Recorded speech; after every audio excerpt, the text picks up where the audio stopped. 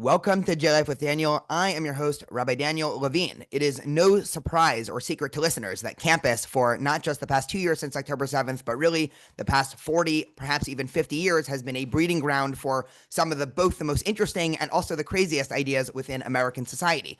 In the last 2 years, this has proliferated in a ton of anti-Semitism on campus, stemming from mostly this unholy alliance between, jihadists slash pro Hamasniks on campus and far left Marxist types. Today we have, as I told you in the before we started recording, in my mind, one of the top professors who is vocally combating this in the country, Andrew Pessin, who is a professor of philosophy at the University of Connecticut. Andrew, welcome. Thank you. And just to clarify, Connecticut College, not University of Connecticut, often confused. University of Connecticut is a large state institution. Connecticut College is a small private liberal arts college. So that's Okay, where there I'm we go. from. And maybe, this will be interesting to stem into the difference between, large and small schools Right. in general.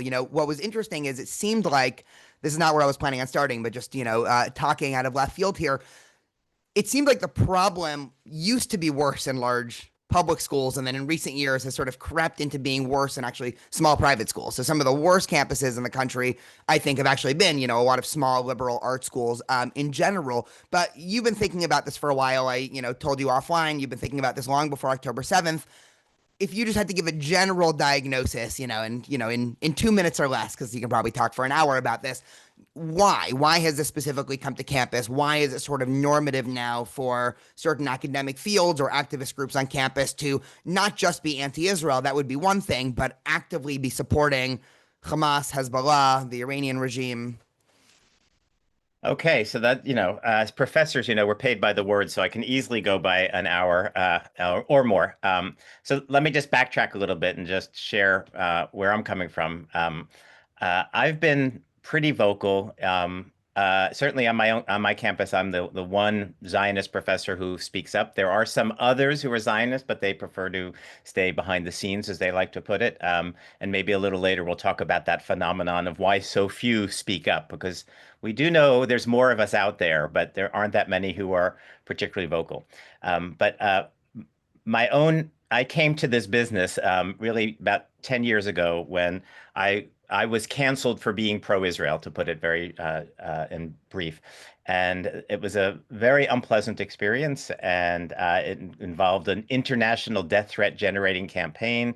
And that was the moment when I saw, at least, that anti-Zionism just is anti-Semitism. We can have a very nuanced conversation on that if one wants, but when it comes down to it, I'm comfortable with that coarse expression, anti-Zionism is anti-Semitism. And once you've seen it, you can't unsee it. So this was really in 2015 or so. And from that point onwards, I have been tracking campuses in particular very closely. I'm very concerned about Israel issues in general and off campus as well. But I've developed a kind of focus on the campus scene. I started working for the Allgemeiner in 2016, which is a wonderful news outlet that focuses on issues concerning Jews and Israel in particular. And I was the inaugural campus bureau editor. So in that job, I've been tracking the campus scene really for the last 9 years now, literally on a daily basis. I compile lists of incidents. And indeed, I was just telling the rabbi offline that I will be starting sometime in the next couple of weeks, a weekly, very short podcast, like 3 minutes, 4 minutes a week, just basically giving the headlines. What are the specific things going on campuses with maybe a tiny little bit of analysis? So stay tuned for that. But in any case, tracking the campus scene very closely and writing voluminously. So my own professional research really has become more Jewish studies, Israel studies, and I've published several relevant books on the topic. In 2018, I co-edited an anthology called Anti-Zionism on Campus, documenting the problem and analyzing it. And 2018, my colleague and I, Doron Benatar Fordham, we thought the problem was really, really bad in 2018. And when we look back now, it's almost sweet and gentle. It's almost the golden period in comparison. But by 2018, it was clear to me that this was a very bad situation, at least qualitatively, and it was growing quantitatively. In 2021, I also co-edited a book called Poisoning the Wells, Anti-Semitism in America, which was unfortunately well timed. It came out right at the time of the 2021 Hamas-Israel war, where we saw really riots in major American cities and European cities against the Jews. It was 1930s Germany in these major cities, and in fact, with respect to the academy. In 2021 is when we first started seeing the spread of the trope of Jewish supremacy. Thousands of professors in 2021, while that war was going on, and it was a sweet little war. It was only a few weeks long, right, compared to what we're in right now. In retrospect, it seems tiny, but in that brief little war, the eruption of hatred, and it's not just Israel hatred, it's Jew hatred across the academy, produced literally thousands of academics signing petitions condemning Israel of amongst the usual things, of course, genocide, ethnic cleansing, apartheid, colonialism, etc., but in particular raising this trope that Israel pursues those things in the name of Jewish supremacy. And Jewish supremacy is, of course, right out of Goebbels. It's Nazi propaganda. So the academy was indistinguishable from Nazi propaganda by 2021, just as my book came out, Anti-Semitism in America, which was not focusing on the campus, but it was clear that this issue was well beyond the campus. As I mentioned, there were literally riots in the streets, and Jews were getting attacked, physically attacked on the streets of major American and European cities. So this has been going on, and then of course, October 7th came along, and I don't have to tell this audience what that was like, not just the trauma of that day itself and the subsequent days, but to the trauma of seeing campuses erupt on October 7th itself, not in condemnation of this horrific terrorist massacre atrocity, but in support of the terrorists and in support of the massacre, and not just in support of it, celebrating it, endorsing it, calling for more in protests that went on for to this day, as a matter of fact. Exactly. Yeah, So, I mean, I've always said, I mean, yeah, as shocking as October 7th was in terms of the lapse of, military thinking in Israel, uh, I was actually much more shocked by campus. I mean, I've essentially been living on a campus between undergrad, grad school, and now working for 14 years now. I, was my very goodness, involved in Jewish spaces when I was in undergrad and grad school. I very much understand that, everything you're saying, that even as early as the year, 2010, there was anti-Semitism. I right, remember even right, in high school, walking over to UCSD where my dad was a professor for their anti-Israel week. But there was sort of this popular idea that this was sort of contained insanity. It was almost, you have the, I don't know, the rat lab on campus where, all these diseases in this cage. And then you have the sort of a thought lab where, a lot of these neo-colonialist or anti-colonialist ideas are sort of well contained. That obviously is no longer the case in the last couple of years. I mean, I think, we're talking now, it's June 25th, right after the New York mayoral primary. I mean, Zohran Mamdani, he sounds like a college activist. I mean, obviously there's a whole other conversation of how practical a lot of his, fiscal ideas are. I'm not an expert in economics, so I won't comment, but his sort of refusal to condemn statements like globalize the intifada and, engage in this pseudo intellectual wishy washy of, well, it's not technically a call for violence or everything like that. I mean, that's scary because he is he's basically yeah. my age. I mean, I could imagine having been in a college course with him and, 15 years ago, writing him off as, oh, crazy activist. But when he joins the real world, he'll realize that, you can't just So go around saying killing Jews. And all of a sudden now he you can. might, is poised to be the next mayor of the largest city in the country. With the largest Jewish population as well. So, back in the sweet early days, you're absolutely right. So when one discusses this trajectory, and I know I mentioned offline, let me just a quick plug. I just recently published really my collected writings on campus anti-Semitism and anti-Israelism. It's 2 volumes, priced very inexpensively. It's called Israel Breathes, World Condemns. And I've been writing about these issues, as I mentioned, really voluminously for about 10 years now. And what I realized when I published these books earlier this spring, taken together, what these essays are doing are really plotting the trajectory whereby we went from, as you put it very nicely, contained insanity, right? So in terms of anti-Israel sentiment on campuses, it traces back into the 70s, at least, 60s. It goes back. There are roots, but it was small and it was localized. There were always some groups that were anti-Israel and even anti-Jewish, and but the modern hate movement that we are now literally seeing the product of really begins in the early 2000s. And in that first decade into 2010, early 2010s, et cetera, I like the phrase contained insanity. They were clearly fringe. not big members. They didn't do a lot. They were pretty loud given their size. They've always been loud given their size. They have a lot of passion, but they were small. And what my essays, I realized, because I've been writing about individual incidents as they've occurred over the years, as well as trying to analyze the trajectory. And, these books end up documenting almost in real time how this thing went from contained insanity, small in scope and small even in quality, meaning, in the early 2010s, the BDS movement, as it was beginning to take off on campuses, and they were officially in favor of like a two-state solution. It was for a Palestinian state, and whatever objections one might have to that idea, at least a two-state solution, in my view, it belongs on the table to discuss. A two-state solution is not anti-Zionism. It allows the existence of Israel, right? You could easily find your way to rationalizing it as a fair kind of compromise, and maybe it may not be justice, but it might give peace, et cetera, et cetera. So the quote unquote anti-Israel movement was in the realm of reasonability in the early 2010s when it was promoting a two-state solution. But what you see happening is not only does the movement increase quantitatively in size, the number of chapters of Students for Justice in Palestine, SJP, just grows dramatically in the 2010s. The number of events they sponsor grow, but also qualitatively, they get more and more extreme. And so by the time of my 2018 book of Anti-Zionism on Campus, it was already quite clear they weren't interested in the two-state solution. They wanted all of it, as they put. We don't want two states. We want 1948 was, one of the big slogans. And that's the point where they are, in my view, not within the realm of reasonability, not in favor of a peaceful solution to this horrible conflict. But at this point, they are anti-Israel, anti-Jewish, in favor of Jewish genocide, ethnic cleansing of the Jews, and all that sort of stuff. So these essays sort of chart this trajectory as the movement grows both quantitatively and qualitatively in its intensity and its hatred.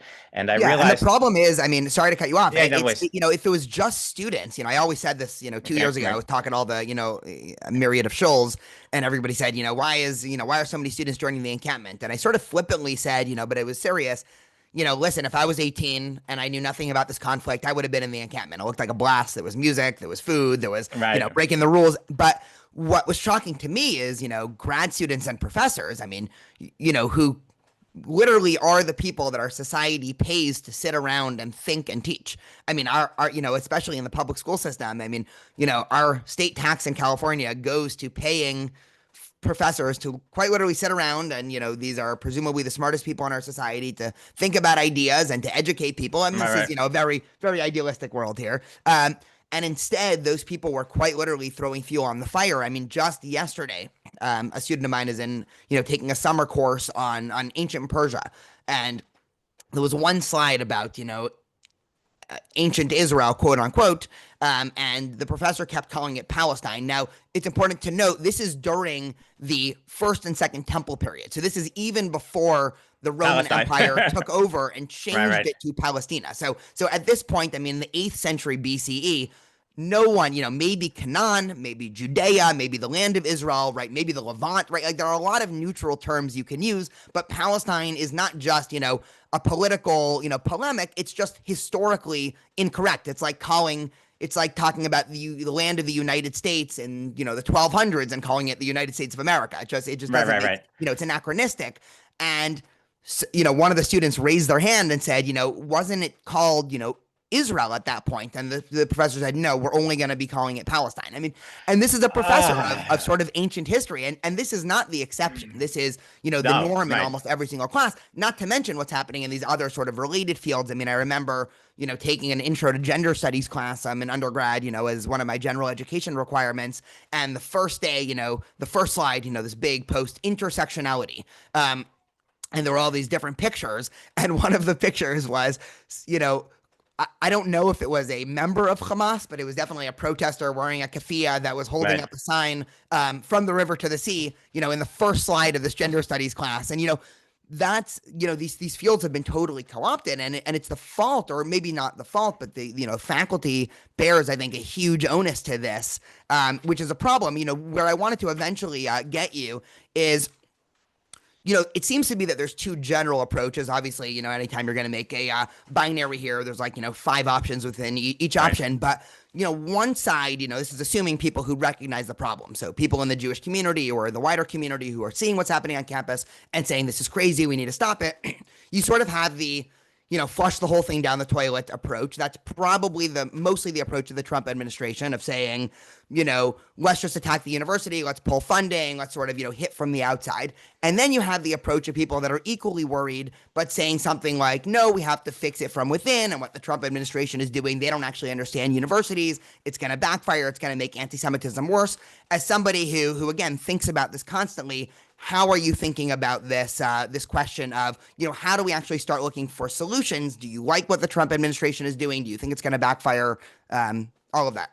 All right, you're throwing a lot of balls in the air, and these are a bunch of moving targets. So, and I think I never even got around to answering your initial question, which started this. But so, just to finish this thought about the trajectory. So, by 2018, with this book, it was clear to me that not only was the hatred growing in quantity and quality, as I put it, but that it would also clearly spill out of the campus, right? Because what happens is we've now by 2020, we've had several generations of college students who are now going through this, seeing this hatred, and then they graduate and they go into the world and they become the next generation of leaders. And so it's, I think, no surprise that we have this Mamdani guy, right? Like this is just, and he started an SJP chapter at Bowdoin, his college, right? So they're playing the long game here, and it's successful. It's now gone way outside the campus into really, many of our major media organizations, I think, are really deeply anti-Israel in a shocking way.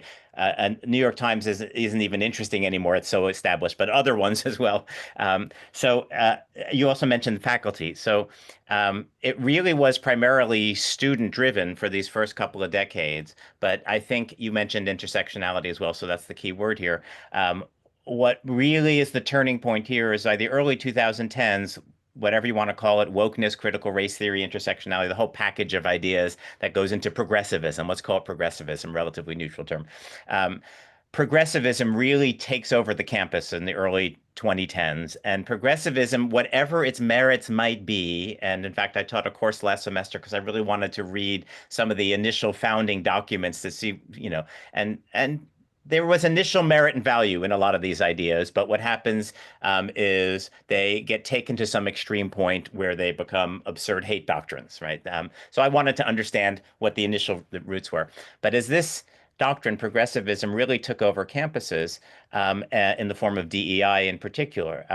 It started changing dramatically the composition of the faculty, right? And so when faculty is being hired according to identity criteria as a major criteria, not just pure merit, whatever merit might be, if there's such an objective thing as merit, but you started to see the number of and it's also the case that students who went to college earlier were finishing graduate school and becoming professors, right? And so with this progressive paradigm, this pipeline um, creates it was a slow and then a rapid takeover of the professoriate, especially the humanities and social sciences. Less so in the sciences, but the creep is happening in the sciences as well, the natural sciences. And so by 2020 in the humanities, overwhelmingly preponderant percentage of left-leaning progressive people, and for reasons we can then get into, as you're obviously aware of, progressivism has latched on to anti-Israelism, and arguably it's a form of anti-Semitism. In fact, I would argue it's ultimately no different than Elders of Zion conspiracy theory anti-Semitism. And so we now have numerous faculty, and students led the way, and they sort of produced the faculty. And now I think it's a symbiosis, not the faculty and the students on many of these campuses. There's now many dozens of chapters of Faculty for Justice in Palestine. And there's lots that's wrong with that whole idea. Well, Um, it's almost disqualifying if you're not. Meaning, there's a student at UC Irvine. I won't give the name, obviously, but they're half Jewish, half Native American, and so very active in Hillel, and also they were a Native American Studies minor, because they're very right, passionate about Indigenous rights and all of that. And what she realized is essentially all of her classes in the last 2 years turned into, right. anti-Israel, but No, coded it's pure anti-Semitic classes. hegemony. It's a complete dominance, Sure. right? And so it's basically impossible, I mean, there's sort of two downstream effects. One is it's impossible to be in these fields if you're not an anti-Zionist. So, you're just Right. never going to have a Zionist gender studies professor. It's almost as absurd as saying, a pro patriarchy, gender studies professor, or whatever one wants to do with that Right. comment. But the second is it's at least from my perspective, I'm curious from yours, it's completely disqualified these fields, meaning, 10 or 15 years ago, I was at least interested to hear out what an average gender studies professor had to say about the world. Now, I view it the same way as talking to an evangelical Christian. Mm, Okay, this is an right. Right. expert in some dogmatic area that I just don't accept the premises of. So it might be interesting to like, oh, look at what this religious group thinks and look at what this group of gender studies professors think. Right. But their epistemological backing in my mind is basically zero, and they've done this Right. to themselves. Which then I guess I'll push again because there is then this question that is circulating, and I'm genuinely torn, which is why, I want to bounce Right. the idea off of you. I understand the argument at this point for saying there should be no federal or state money going towards fields like gender studies, right? Right. I mean, I just don't see what, just the same way I don't want my tax money funding evangelical churches, not that I'm against them existing. I'm very happy we live in a country that, people can have whatever views they want. It just has nothing to do with my tax money.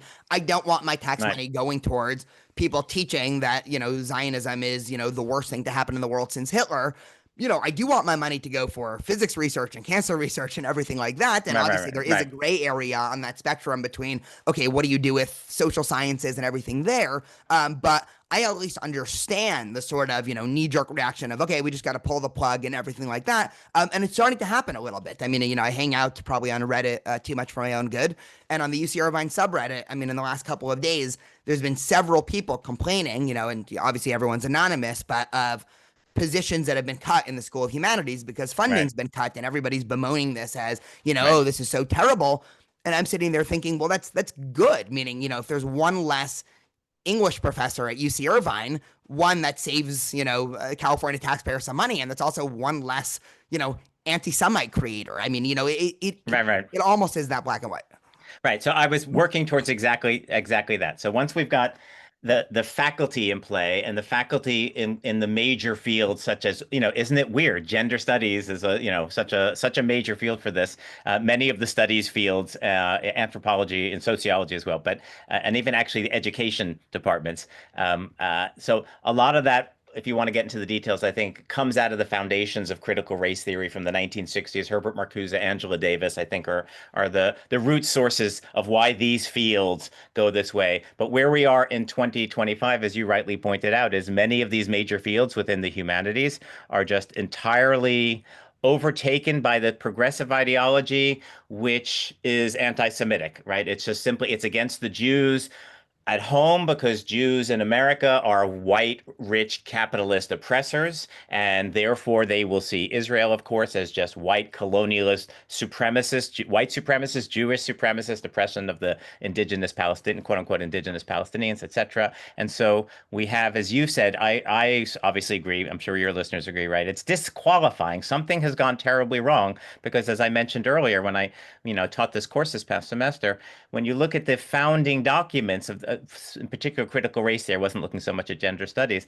There's a lot of valuable insights in there. When they were starting, they had important things to contribute to the conversation, but they've taken themselves to a point where they're overwhelmingly, it's not even like a side gig, but it's like a central gig in gender studies and similar things to be anti-Israel and ultimately anti-Jewish. So the way I found myself putting it, while teaching this course this past semester was that basically, if your ideology leads you to a place where you look at October 7th and you celebrate it and you feel joy or exhilaration or awe, to quote some of the professors who, commented that way after it, then something's clearly wrong with your ideology. And I think that's what's happened in a lot of these fields, and therefore in significant chunks of academia. And precisely because this movement has coincided with the anti-racism fever that has taken over with the rise of progressivism, and in particular after the George Floyd affair, I would put it, a lot of people went crazy. They went to some incredibly extreme place, and when you have that sort of frenzy, combined with this ideology, you have, well, as I put it, when the campus response to October 7th, it actually didn't surprise me in the least because if you just, read my books and read these essays, it was clearly the next step in this trajectory. It was a very clear line that was going to this place. It didn't make it any less shocking to actually see the October 8th and so on aftermath, but it was logically inevitable, and it's a direct product of what academia has become in large measures. And so therefore, now to your question, right? Right. So what do you do? I love the idea. I got into this business as a professor because I believed in whatever the ideals were of the academy, the search for truth, freedom to explore interesting and controversial ideas, following rational and civil norms of behavior to duke it out rationally. I love all that stuff. Whether the academy ever fit that description, who knows? But it certainly was the aspiration and the ideal. And what I see instead in the academy is it's overwhelmingly taken over by political activism, which already is a problem. Even if the political activism were on my side, I still would object to it because I like to think I have a certain amount of integrity. Classrooms should not be a politically activist space. It should be a place of learning. But worse, it's politically active and in a place of absurdity. It's Jew hatred and supporting genocide of the Jews, etc. So that's where we are, precisely because this movement has really conquered numerous disciplines to the point where as you put it, if you're a graduate student, you can't be a Zionist and hope to get a job, hope to get through. And so they're literally not only, will you find gender study? There was a picture was circulating Barnard College's women and gender studies department, and a student went down the hallway, and every single faculty office door was filled with, anti-Israel posters and glory to the martyrs and that sort of stuff. So, what that means is there's no possibility, at least in those areas, of change from within because the people who would make the change are all committed on that other side. The only possibility is change from without. Change from without the department, but then you need university administrators who are willing to say, you know what, there's something wrong if all 10 gender studies professors hate Israel. Something's gone wrong there. Not only in their hating of Israel, but that there's 10, all 10, right? But there are almost zero administrators who have either the courage or the strength or the standing to do that. And so therefore, if there's going to be a change, I think it has to be from outside the university. So that takes us, right, we're in your question now. And, you know, I have a lot, I'm sure you have too, a lot of conversations. At least what Trump is doing something. Many people will question his motives. That's fine. That's which certainly reasonable to question the motives. Does he really care about anti-Semitism or not? Who knows? But at least there's a problem. Steps are being taken to address the problem. I For sure. I think, mean, people that I talk to in the Jewish community that are just so anti-Trump, they're not willing to give him props on anything. I don't fully right, understand that position. I mean, full disclaimer, right. I've never voted for Trump. I've had three chances to and have not. I'm sorry. The But fact that you feel the need to say that is already a symptom of the problem, right? Right. 100%. Yeah. And actually, depending on, it actually seemed like on Sunday when, during Saturday, I guess, Saturday night during the Iran strikes, it was a moment where, I was thinking, almost regretting not having voted for Trump. And, now that it's, seems like it's a lot more nuanced in terms of what actually happened, whatever. Right. But I was willing to entertain the thought in the last election, definitely more than 2016 or 2020. But you're 100% right. I mean, the fact that is something that, you just have to, Right. say, Right. Don't hate me. I didn't vote for Trump. fair. Right. It's Which is yeah. actually interesting because there were a lot more students than, I mean, obviously that's been a lot of the data of, younger people breaking for Trump. And there are a lot of students who, present as liberal or progressive who voted for Trump in the last election that I was shocked at. And many of whom used campus anti-Semitism as sort of their reasoning. But I don't want to go off Right. the deep Okay. end there. No, I hope that what the administration is doing right now actually pushes these fields. It does seem like in some of these fields, I mean, I hate to pick on gender studies, but only because, I took this class, my senior year, and, this was coinciding with a time in my life. I don't have to get into the details, but, I grew up in a very Orthodox Jewish community and, towards the end of college was, challenging and reconfiguring my views on the world and religion and politics and truth and, all the stuff that college should encourage you to do. And part of Mhm. that in my head was, taking classes that were outside of my comfort zone. I grew up Good in a for you. community that was, not pro LGBTQ, for whatever. So I was, okay, I'll take this class. And, me as the, yeshiva bacher, very, Talmudic mind, always wanting to question and find problems. And, that's my pursuit of truth. I showed up to this, gender studies class with sort of that analytical mind. And I remember going to office hours and talking to the grad students and really trying to tease out ideas and even put Judaism aside, even if Judaism didn't exist. I mean, obviously, another topic, we don't really have to go down this rabbit hole, but I just want to flag it is, you know, I, like many people, am, confused and interested in this phenomenon of, trans identity, without giving any normative factors. I just, it's hard for me to understand. I majored in cognitive psychology, so I took many evolutionary psych classes. My wife is a surgeon, so, very medical and biological based. And so, when I was in college, I want to understand this phenomenon and discuss it. And, okay, how is the field of gender studies thinking about the findings of evolution that, obviously contradict a lot of this, idea that it's not a binary. And, I remember showing up to office hours with a very open mind, asking my professor who just, had a big slide saying, gender is not sex, in class before, and saying, oh, well, what might you do with, this field? And it wasn't just that she disagreed, that's fine. People should disagree. But she almost said, well, your question is actually rooted in patriarchal thinking. And so in my head, that was no different than going to an ultra Orthodox rabbi and asking a question and them saying, it seems like the devil has caught your, it's just, you are not in the Right, right, realm of ideas and right, right. academia and the university. It's just something else. So I mean, I hope the administration, I mean, the problem is obviously like a lot of things that Trump does, I think he's overreached. And, now there actually have been, positions in, say, cancer research. And, I have a student now who is a grad student who's about to graduate who is doing type 1 diabetes research, and his postdoc just got canceled because of, Right, funding. right. Obviously that's, I think, an overstep, but something definitely needs to happen. And if in 10 years there's no such thing as gender studies anymore, or it's just some museum of what, some crazy A people museum, thought in right, right, 2026, or 2025, I would be more than happy right.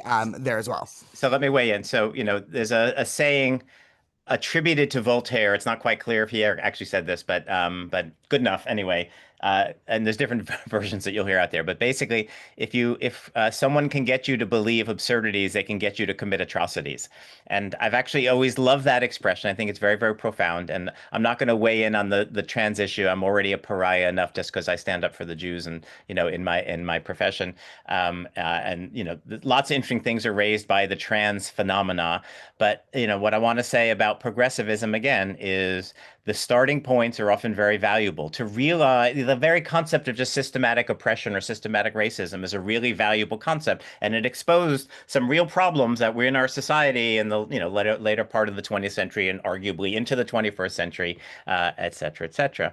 But when you get to the point where, for example, Angela Davis will say something like the following. She's a radical going back to the 1970s, still alive and functioning, protesting everything today, communist, etc. But she had one piece where basically says when black people commit crimes, it, rather than think of that, well, there are laws and they've done something wrong and they've broken the crime, etc. What really is, since the whole system is racist and oppressing them, they have no choice but to commit crimes in order to get by. And really, a criminal act, and that includes rape and murder, by the way, are really acts of resistance against the oppressive system. And so we shouldn't punish these people. We should praise these people. And I think there's an enormous distance between the insight that there is racism and oppression and there's problems to be fixed, and that conclusion where if a black person, and like a Stokely Carmichael famously said that he liked to rape white women, it was an act of political resistance, right?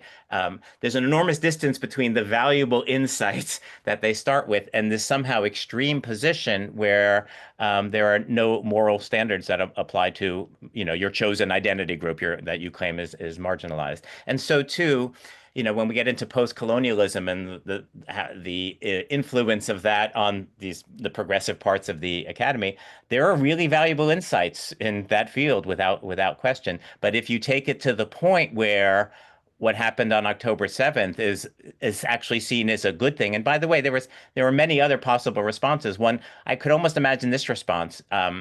What they did, it was horrific and it was awful, and I can't accept it, but maybe it was necessary for liberation because of the oppression. There's one thing to sort of reluctantly accept the need for those sorts of actions. I could almost understand that. I would disagree, but I would understand that. I would still almost put that in the realm of reasonability under, in the tent. They belong in the tent or something like that. But that's not what we saw on campus. We saw, bloodlusty celebration. They loved it. They loved it. So again, wherever post-colonialism starts with valuable insights, when you get to that point of absurdity, you're committing atrocities, or in this case, commemorating atrocities. So back to Trump. So if the various points at which we'd have to establish to have an extended debate about this would be this. First of all, how bad is the problem, right? You have to triage the problem. There are many people say, okay, there's some anti-Semitism, but not that big a deal, et cetera. No Jewish students have been murdered on campus. Like, so, okay, so we might have differences of opinion about how serious the problem is. There's the scope of the problem. Is it only Jews? Is this only a problem for Jews, or is it really? I think it's much deeper than that. Right? The problem for the Jews is a result of the rot in the academy at large, which I think is so. These institutions, in the same way that you said, gender studies gets disqualified. I'm at the point where I think large aspects of Harvard University are disqualified because of what's been going on a large scale across many, many different departments there. So the institutions, it's not just for the Jews a problem, it's a problem for the institutions.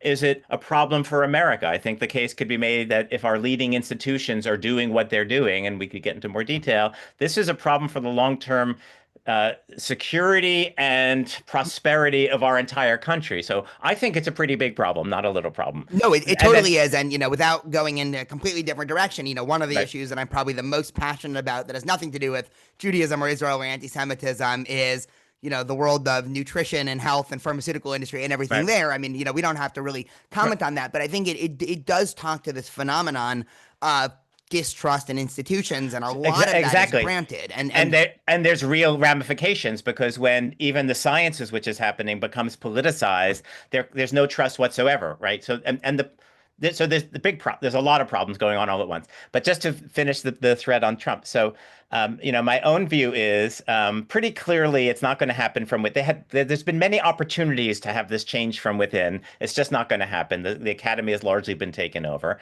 So therefore, there has to be something. I don't disagree. It's like a bull in a china shop in terms of a sledgehammer versus a scalpel or something along those lines. I actually, not an expert here, but I can't imagine a scalpel can be effective. I think it. So my hope was that, you know what, he'd take a sledgehammer to a couple of big institutions in Harvard and Columbia. Those are great places to start.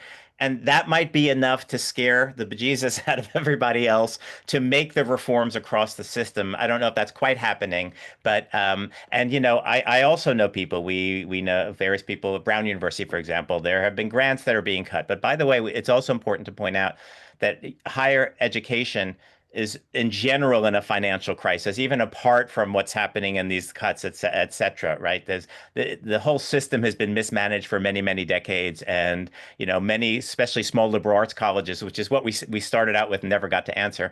But small liberal arts colleges are all in financial emergencies right now. They're folding, they're merging. So there are serious problems in the whole institution, even apart from what Trump is doing. But yes, I know individuals who have had their futures diverged from this into horrible ways, lost grants, et cetera. And how could you deny cutting cancer research? That's horrific, et cetera. But and I don't want to say the ends justify the means, but what if there's no choice? What if the only way I've heard some internal arguments about Columbia, right? Like the people in the sciences are furious with the people in the humanities because the problems are in the humanities, but the people in the sciences are the ones who need the money and get the bulk of the money. But you know what? You need that internal pressure because the people in the humanities and social sciences have become so rotten to the core and so dominant that the only way they're going to be stopped is if their own colleagues stop them.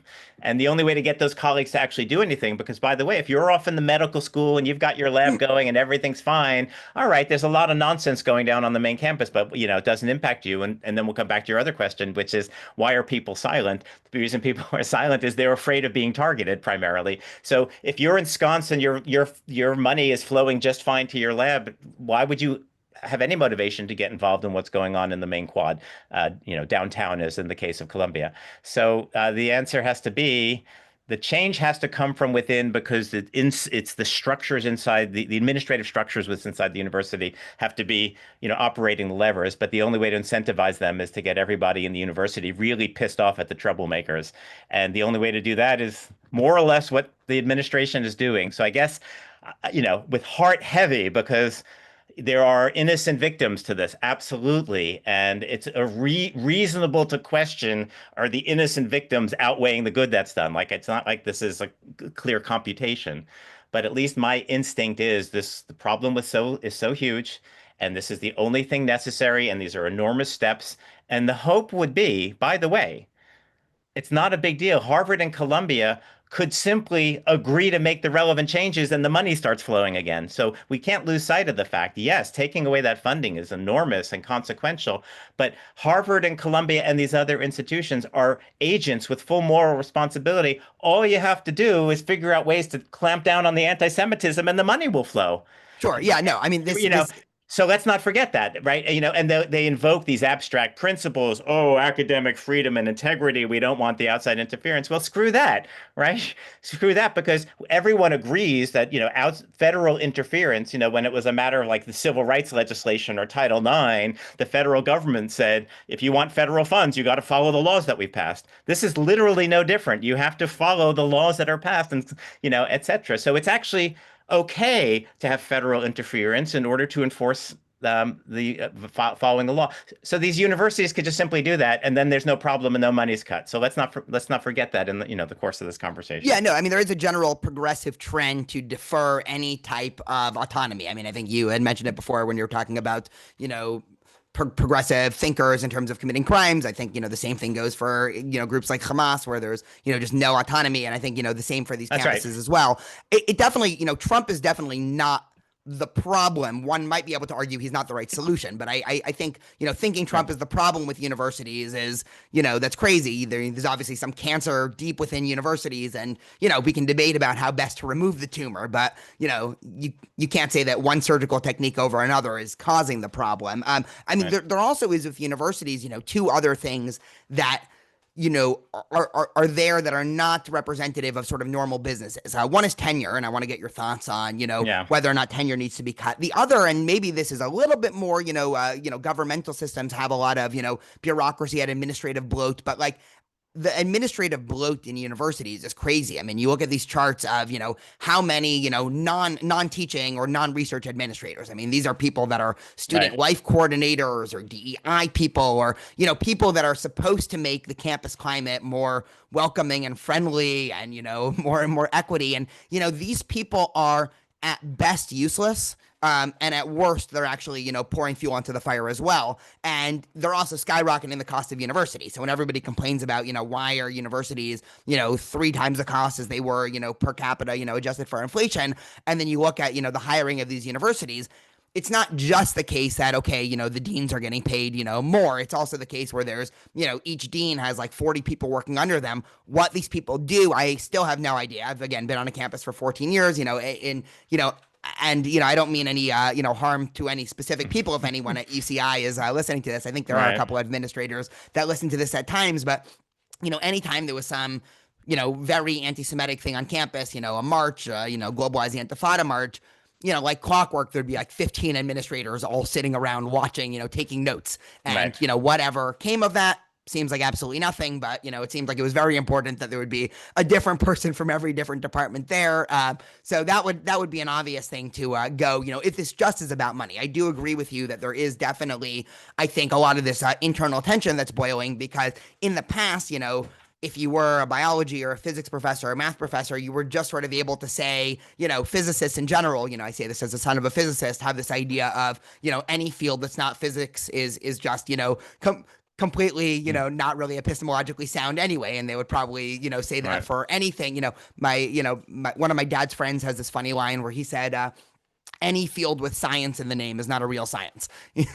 and so you can kind of, and which is, Interesting. sort of, That's right. and That is then, interesting. And by the way, there is a whole movement to decolonize physics too. Just so just in case one gets too inflated in the sense that physics is epistemologically pure or objective, there are many people who make the same arguments that physics too is also colonized and needs to be decolonized. Just putting sure. that out And there, right? yes, but I don't agree, but I'm no, just no, putting no, it there. Right, right. 100%. I mean, it's one thing to read a gender studies pamphlet on decolonization. It's another to step on a decolonized bridge. I don't know how many Yeah. of these, progressive activists are Right. walking across the decolonized bridge in general. But let's hone back in on tenure because this Okay. seems like tenure seemed like a good idea at the time. Meaning, in an ideal world, I would want, a Andrew or a Daniel to be able to say, you're a professor of philosophy. You should be able to consider, I don't know, antinatalism arguments. And even if that's offensive to people, who cares? You are protected. And, then in the department, maybe you have the pro-natalist and you can have that robust debate. Instead, because of all the selection pressure that we talked about, 20 minutes ago, it seems like, well, everybody in the department just has the exact same view. And then there's nothing that can, and they obviously, it's a self-perpetuating system because they obviously get to decide who the new faculty is. And Exactly. so it just seems like tenure is this, bulletproof vest for no reason at all. So it seems obvious at this point that tenure, at least in the non-hard sciences, maybe there's something to say about, medical research that tenure is still valuable because we do want people trying, even if their research, even if they're not publishing for 6-7 years, if they're going down a path that seems lucrative in terms of, some novel cure for something, we don't want their funding to just be cut because they haven't published every year. But it seems very hard to make that argument for the social sciences and humanities. I would love to get your thoughts. So that's a huge, complicated issue. So, uh, yeah, and I was actually quite intrigued by your distinguishing maybe what you call the hard sciences from the other aspects of that. So, you know, I like to think tenure is a good thing, and I say that not just because I have it. I recognize the many flaws in it. I have some different concerns about it, including, in the humanities and social sciences, it's all too common that people stop being productive teachers and scholars, maybe not immediately upon getting tenure, but eventually upon getting tenure. And that's kind of a problem. But the point of tenure, at least in principle, was to protect academic freedom and the freedom of inquiry. It's not meant to protect laziness, right? So that's one problem, and I'd be curious to see statistics on how prevalent that problem is. Anecdotally, I feel that's a significant problem. Um, what concerns me, just to bring this back to the main topic of this podcast, is tenure is supposed to protect your freedom of speech, your freedom of inquiry, your freedom of speech. But certainly in the last 10 years, maybe since the internet took over, I don't know exactly when, last 20 years or more, um, there are stronger forces. Cancel culture um, is, I don't know, at least rivals tenure in its significance, right? So maybe your job is safe in some legal technical sense, but if your community decides to cancel you, almost nothing can protect you, and it might not even be able to protect your job, right? As we've seen a number of cases. After my own experience of being canceled, as I think I mentioned at the beginning, Can you just give some background? What exactly happened? no, people can look it up. Okay, fair. But the one sentence version is I got canceled for defending Israel, but other people will give you a different spin on that. In any case, uh, cancel culture is incredibly powerful. And so after I got canceled, I've made it a habit over the last 10 years. Anytime a professor got canceled from even people on the other side, like of my own politics, right? I tend to reach out. I'm friends with all the canceled professors because I know how incredibly miserable. It is emotionally damaging. It is traumatic. It's professionally damaging. Once you are canceled, you are toxic. Forget about getting a job somewhere else, right? Like it really is that. So even if strictly speaking, you maintain your paycheck, you are now living in a situation of scorched earth where have been tarred and feathered publicly in your community. People won't associate with you. Students won't take your classes. So you might still have a paycheck, but your professional and in many ways your personal life is profoundly damaged. And so tenure, at least in the last 10 years, doesn't protect people from the scarier force in the end, which is the public condemnation of a cancellation campaign. And so we broached that question of, I know there are more Zionists out there. They don't speak up. So amongst the reasons they don't speak up is, without question, the dominant ideology on most of these campuses is the progressivism. I'm quite sure that they're not a majority. If you could do a private anonymous survey of people's political opinions, I do believe that progressivism would be even a minority on most campuses, especially if you include the sciences, things like that.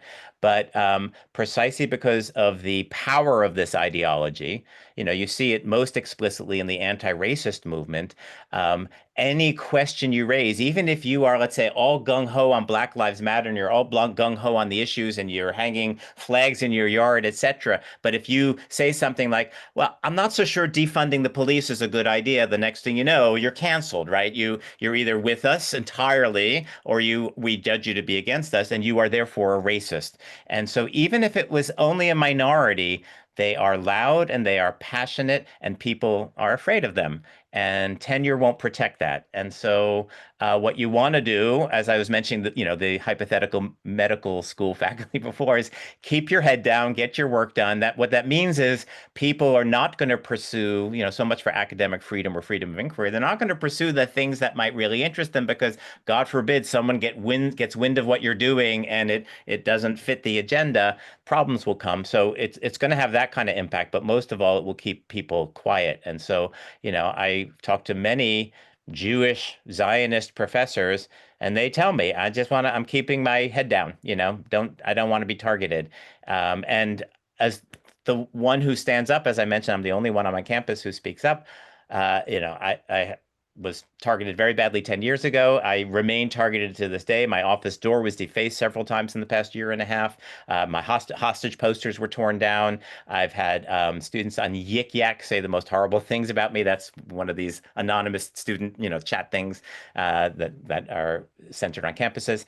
There was some students chalked on the sidewalk "fuck Pessin," which is very unpleasant, and etc. So and very really no colleagues speak to me, basically. I'm the pariah, right? So, okay, I'm willing to pay that price partly because I already paid it 10 years ago. I have little to lose. I'm a conflict averse person, so I wouldn't say it's exactly courage, but I am driven to speak up because the problem is huge, and I really believe the future of American Jews and the future of Jews in general is at stake here. So I've risen to the challenge with what skills I have, but the cost is enormous.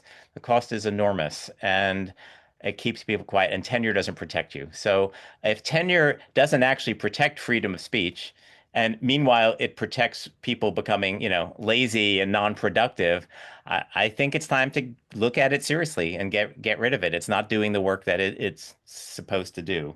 I don't know if this is pushing back too strongly. It's a little bit of a pushback where, there are a lot of Jewish pro-Israel faculty members that I'm very close with that have tenure that, for all the reasons you're talking about, which of course are valid, are afraid to speak up. But these days, this problem is obviously worse in academia, but it would be the same Right. thing. It's the same thing in the legal field, and the same thing if we were obviously talking about the media, and even this is coming for big tech firms as well, albeit slower.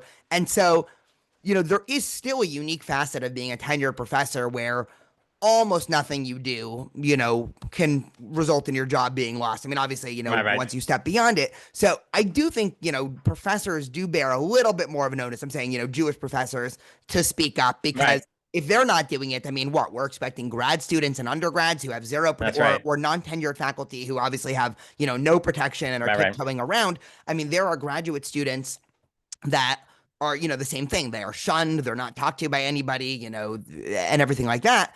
And they, still have to enter the job market and still have to play nice. And so I don't know. I'm Right. always a little bit disappointed, uh, Right. when I see somebody who will admit to me, and this is probably, I've had 40 conversations like this of, what's happening is crazy. And even in my department, this is a problem, but they're just unwilling to do anything publicly. To me, that is, that's a moral problem. The same way I was talking to Right. Right. Jonah Platt, 2 podcast episodes ago, and we were talking about the same phenomenon in Hollywood and That's why right. you have this reticence of Jewish, presumably, I'm not talking about anti-Zionist Jews. They exist. That's a separate problem. But, Right. Zionist That's Jews right. recognize this as a problem that are just unwilling to speak out. Right. Obviously, all the same things, right? You might, lose some gigs and your followers will turn on you and you'll get some, very disturbing social media messages. And maybe it might even culminate in violence. But this is sort of this, perverse game theory situation where, so everybody's just allowing the ship to sink a little bit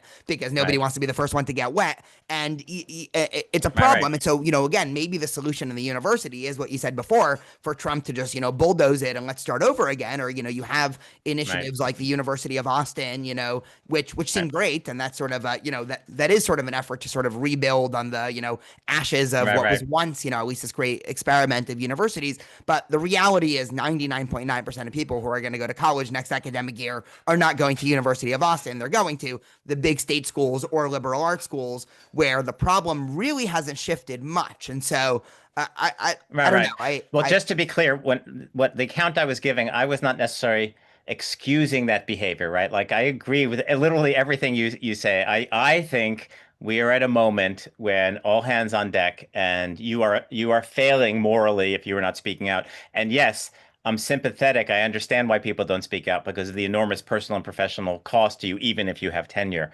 right? But in the end, I think the problem is so severe that has to override it, right? And I'm disappointed. Michael Rappaport, speaking of celebrities, Michael Rappaport is probably the most well-known, outspoken celebrity who, speaks truth to power, as they like to say. And he said something very, very painful at one of his talks that I was at. Um, he said he knows very clearly where he is on the Hollywood pecking order. He's not an A-lister. He's, somewhere down in the middle. And he said, isn't it just pathetic and awful that I'm the one that's speaking up? Like, there's no one up here, right? Where are the people? And, I'll give like Jerry Seinfeld some credit. He's been pretty public and he went to Israel very publicly. I thought that was a beautiful thing that he did. But there are so many Jewish celebrities that are not anti-Zionist, as you said, and they're not showing up when we need them, and we need them desperately now. So tenure probably should go.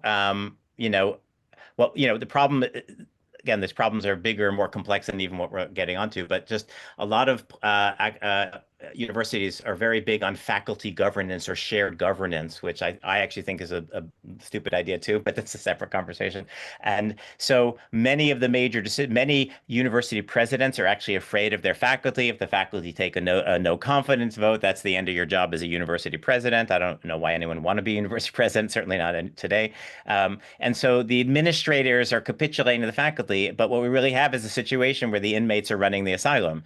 And, what we need to do, how do you enforce ideological diversity in a department where all 10 of them share the same political view? The only way you enforce it is to say, sorry, some of you are going into early retirement and we're going to hire some new people with some different ideas just to balance this out. But that cannot happen internally given the structure because the people who make the hiring decisions are the same people that they're making the decisions about.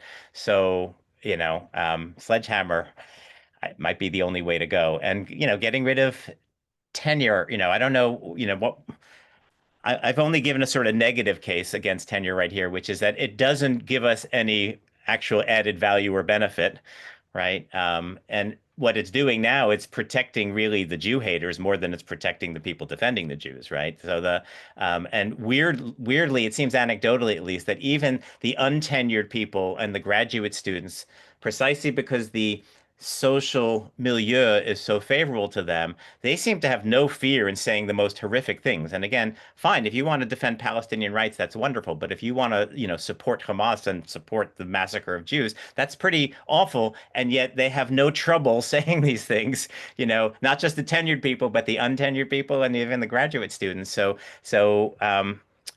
They have the protection of tenure, I suppose, but I think they feel like they don't even need it because right now the environment is just, the environment outweighs the tenure, really, I guess is what I was saying earlier. There's a lot to be said about administrative bloat too, but maybe if you want to, um, if there's anything else you want to get to, we should Yeah, probably well, get to I that. had one more question that I, ask Okay. most of my guests, and then we can see if you have any closing thoughts. And I'm happy to hang out, but I know we've been talking for a while. What do you sit on the spectrum of, end of golden age of American Judaism? Is this, are we at some inflection point where, are we becoming Paris, where, in the next 20 years we're going to have to seriously consider Aliyah, and there's going to be, three armed guards at every synagogue, and even entering a kosher restaurant is like going through TSA level security? Is this just sort of some bleep? Are we at the peak of insanity and hopefully it'll start to come down? I mean, how are you thinking of this as someone who's been following this for a while? So I am a pessimistic person by nature. I am not much fun at parties. I've been following the campus scene closely for 10 years, and occasionally there are wins and victories, but overwhelmingly the trajectory is negative. When that article came out, Franklin Foer's article was the one that was the end of the golden age in America, last year or so. I can't see it any otherwise. That is the trajectory. Trump's election might slow it down or divert it a little bit. It's hard to imagine this movement is going to wane.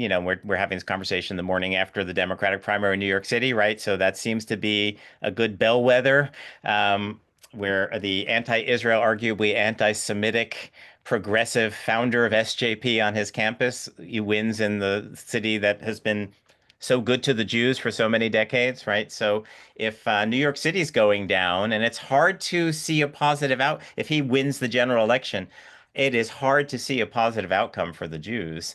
If yeah, and they'll all move to Florida and maybe to Texas or something along those lines, but and then make Aliyah. So we've already seen multiple murders. There's been many physical assaults. The universities remain in the grip of this ideology for it's now really two full decades, but especially since George Floyd, right? The last 5 years or so, all these kids are graduating. They're going to flood the pipelines into positions of leadership in politics and media and corporations and things like that, law, medicine. I mean, and the problems, as you meant they're in medicine, right? And in psychology and just everywhere. I don't see a positive outcome. So, and you mentioned as if it's the future, like we have to worry about security at synagogues, right? Like that we're worrying about security at synagogues right now. Most synagogues have some security measures in place, if not armed guards, and something similar. And that's we're already there. We're already there. No, you're right. I So, mean, a couple of years ago, I said something like, okay, Jews are obviously leaving, Western Europe in mass. And, I always would like to think if I lived in places like South Africa or Paris or something, oh, why don't they just move to Israel? And then, recently I've been looking inwards and saying, well, at what point does America have to get bad enough where I apply the same logic? Now, the right, caveat on the other side, and, I hate to say this, but it's true factually. It's still more dangerous to be a Jew in Israel than it is in America. I mean, that's obvious just in terms of statistics. The Jewish people are safer in Israel. People are in America. But, right, if we're thinking of chances of me being killed or my child being killed because of being Jewish, sadly, Israel's still more dangerous. Not right. that should make anybody, rosy eyed about what's happening in America. So obviously, it's a bad problem on both sides.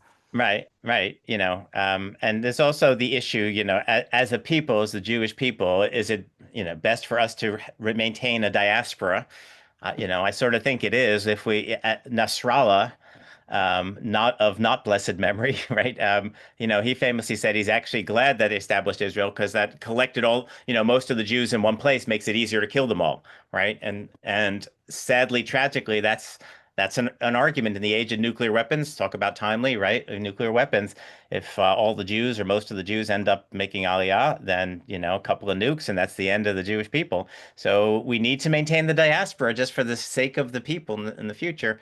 um, as we balance these concerns, where is it more dangerous for me personally, which is, of course, a fair concern for every individual, but as we think collectively as a people, we, and by the way, as campus bureau editor for the Allgemeiner for all these years, whenever I give talks, I always have parents for 10 years now, but especially in the last couple of years, parents come up to me and said, like, should I send my kid to Harvard? Should I send my kid to Columbia? And they're terrified for their kids. And, my answer to that is, first of all, every individual makes that choice for themselves. It depends on the nature of the individual. For conflict averse people like myself, I wouldn't inflict like my kid in a place that's going to hate him. Wouldn't do that. But there are some individuals, and we see this too. I don't know what the numbers are, right? There are students who really rise to the occasion, and their Judaism, they go deep with their Judaism, and they become warriors, and it becomes meaningful to battle for the Am Yisrael on their campuses. So.